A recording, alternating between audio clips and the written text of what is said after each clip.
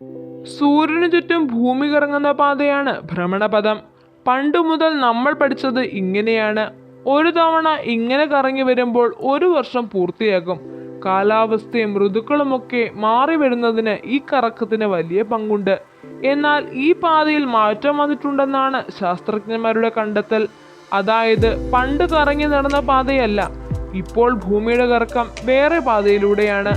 അമേരിക്കയിലെ അരിസോണയിലുള്ള planetary science ഇൻസ്റ്റിറ്റ്യൂട്ടിലെ senior scientist Nathan A കൈബിന്റെ നേതൃത്വത്തിലുള്ള സംഘമാണ് കണ്ടുപിടുത്തത്തിനു പിന്നിൽ.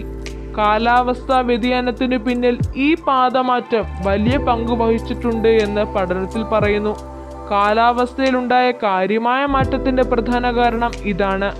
56 മില്യൺ വർഷങ്ങൾക്ക് മുമ്പ് ഇതുപോലെ വലിയൊരു മാറ്റം പാതയിലുണ്ടായിരുന്നു. ആ സമയത്ത് ഭൂമിയുടെ ചൂട് 5 മുതൽ 8 ഡിഗ്രി വരെ വർദ്ധിച്ചിരുന്നുവെന്ന് പഠനത്തിൽ പറയുന്നു. സ്റ്റെല്ലർ എൻകൗണ്ടറുകൾ എന്നറിയപ്പെടുന്ന പ്രതിഭാസമാണ് ഈ പാതമാറ്റത്തിന് പിന്നിൽ. 20 മില്യൺ വർഷങ്ങളുടെ ഇടവേളകളിൽ ഒരു നക്ഷത്രം സൂര്യനെ 10,000 ആസ്ട്രോമികൾ യൂണിറ്റ് അടുത്തുകൂടി പോകാറുണ്ട്. ഇങ്ങനെ ആകാശഗംഗയിൽ നക്ഷത്രങ്ങളും ഗ്രഹങ്ങളും പരസ്പരം തൊട്ടടുത്തുകൂടെ പോകാറുണ്ട്. ഇതാണ് സ്റ്റെല്ലർ എൻകൗണ്ടറുകൾ.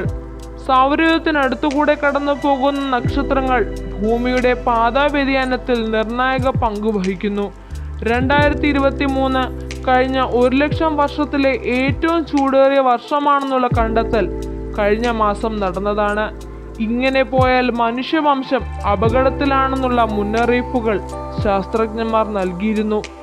ആമസോൺ മഴക്കാടുകളിലെ വരൾച്ചയും സമീപകാലത്ത് ലോകത്തിന്റെ പല ഭാഗങ്ങളിലുമുണ്ടായ കാട്ടുതീയും ശക്തമായ തണുപ്പുമൊക്കെ ഭൂമിക്ക് ഭീഷണിയാണ്.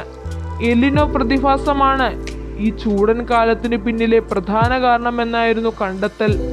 അതിനൊപ്പം ഭൂമിയുടെ ഭ്രമണപഥത്തിലെ മാറ്റം കൂടി ഉണ്ടെന്ന് പുതിയ കണ്ടെത്തൽ ഒരു സമൂഹം എന്ന നിലയിൽ നമ്മുടെ ഉത്തരവാദിത്വം വർദ്ധിപ്പിക്കുന്നതാണ്. ഒരുമിച്ച് നിന്നില്ലെങ്കിൽ ലോകമാകെ അവസാനിക്കാൻ ഏറെ കാലം വേണ്ടിവരില്ലെന്ന് ഞെട്ടിക്കുന്ന യാഥാർത്ഥ്യമാണ് നമുക്ക് മുന്നിലുള്ളത്. നമ്മുടെ സ്വന്തം നാട്ടിൽ കേരളത്തിൽ ചൂട് കൂടി വരുന്നത് നമുക്ക് മനസ്സിലാകുന്നുണ്ടല്ലോ. ഖനിജ ഇന്ധനം കത്തുന്നത് പാതി കുറയണമെന്ന് ശാസ്ത്രജ്ഞന്മാർ പറയുന്നത് ലാഘവത്തോടെ എടുക്കാനുള്ളതല്ല എന്നർത്ഥം.